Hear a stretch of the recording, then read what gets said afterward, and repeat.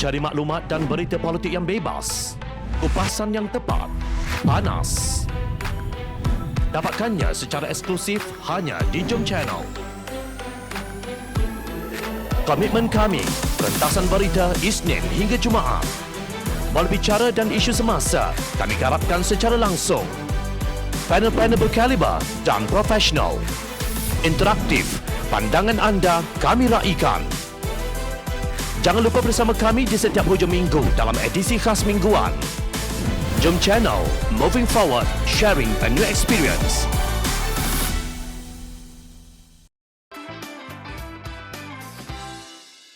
Pemuda PAS dakwa Pakatan Harapan hanya tahu potong subsidi.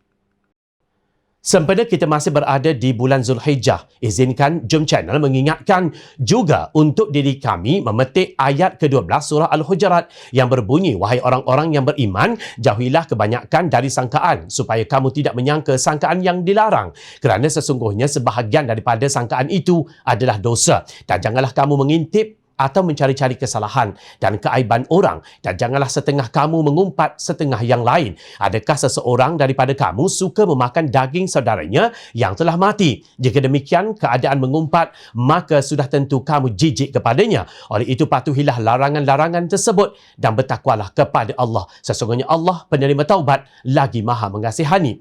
Firman Allah Subhanahu Wa Taala itu pasti diketahui oleh pemimpin PAS pelbagai peringkat, namun ia jelas tidak dihayati. Pimpinan PAS terus berprasangka buruk terhadap Kerajaan Pakatan Harapan yang mereka tumbangkan demi menjustifikasi tindakan yang dilarang oleh Islam. Baru-baru ini, Ketua Pemuda PAS Kelantan Muhammad Arif Abdullah berkata tidak dapat membayangkan keadaan yang menimpa rakyat jika pentadbiran kerajaan hari ini terus diperintah Pakatan Harapan ketika penularan wabak COVID-19.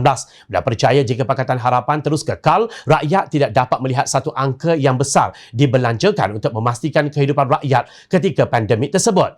Beliau yakin Kerajaan Pakatan Harapan tidak dapat melakukan seperti apa yang dilakukan Kerajaan Perikatan Nasional yang memberi pelbagai manfaat dan bantuan kepada rakyat terjejas. 8 pakej bantuan yang diumumkan kerajaan sekarang melibatkan setakat ini 550 bilion ringgit, jumlah yang besar diberikan kepada rakyat. Saya percaya kalau PH memerintah lagi, angka besar itu tidak dapat dilihat sepanjang 22 bulan apa yang mereka beri kepada rakyat, melainkan memotong subsidi itu dan ini dengan alasan negara kekurangan dana kerana pembaziran kerajaan sebelumnya. Rakyat hanya dapat RM30 dalam bentuk e-wallet, katanya. Beliau berkata demikian pada pentas Maya, anak muda yang disiarkan secara langsung di Kelantan TV bersama Ketua Dewan Pemuda PAS Malaysia Khairin Nizam Khairuddin semalam. Muhammad Arif mendakwa ada pihak yang sengaja mahu menggagalkan usaha dan agenda kerajaan pusat dan negeri untuk memutuskan penularan wabak COVID-19. Kita tahu ada pihak seperti mahu kes COVID-19 semakin tinggi kerana nak suruh rakyat marah kepada kerajaan. Kita tahu ada juga sebahagian rakyat bertindak seperti itu, katanya di petik Harakah Daily 19 Julai lalu. Sebelum itu, Pengerusi Pakatan Harapan Negeri Terengganu, Datuk Raja Kamarul Bahrain Shah menyelar kenyataan Presiden PAS Datuk Seri Hadi Awang apabila mengumpamakan manusia lebih rendah tarafnya dengan haiwan. Apabila Presiden PAS membandingkan kita dengan binatang haiwan, dengan kenyataan binatang kera dan tupai memilih buah-buahan yang baik, namun ada manusia yang mencari buah-buahan yang buruk untuk dijual. Ini adalah satu penghinaan sesama manusia, ujarnya dalam satu kenyataan di Facebook miliknya. Bila memetik riwayat bahawa Nabi Muhammad SAW sendiri pernah meminta sahabat-sahabatnya untuk memberi pandangan dan teguran sebelum memasuki peperangan. Kita di Malaysia hari ini berperang bertarung nyawa berdepan dengan wabak COVID-19 dengan ribuan nyawa telah terkorban. Di dalam PAS, pengikutnya diminta walak tanpa soal siasat perbuatan pemimpinnya, manakala penentang politiknya pula senang dikafirkan begitu sahaja. Sebagai sebuah kerajaan pula, mereka menyelar pihak yang membuat kritikan membina di saat negara dilanda teruk wabak COVID-19 sebagai lebih rendah daripada tahap binatang, iaitu haiwan, tegas Raja Kamarul. Subsidi apakah yang dipotong oleh Kerajaan Pakatan Harapan sehingga tidak bersikap adil kepada rakyat sebelum ini? Agaknya Muhammad Arif tidak pernah pergi ke pasar untuk melihat harga minyak masak yang berharga RM33.88 bagi 5 kg sebotol Rasul berbanding di zaman Kerajaan Pakatan Harapan yang hanya berharga RM16.88. Sedangkan ketika Kerajaan Pakatan Harapan mengambil alih Putrajaya, ia terpaksa berjimat cermat kerana hendak melangsaikan hutang negara termasuk hutang 1MDB hasil kerja Kerajaan Kleptokrasi UMNO Barisan Nasional. Menteri Industri Peladangan dan Komoditi yang juga pemimpin PAS Datuk Dr. Khairuddin Aman Razali gagal memanfaatkan kenaikan harga sawit untuk disalurkan sebagai subsidi minyak masak. Kata Muhammad Arif, Kerajaan Tebuk Atap sudah membelanjakan RM550 bilion sebagai pakej bantuan rakyat. Satu angka yang berubah-ubah dari RM500 bilion kepada RM530 bilion dan kini RM550 bilion.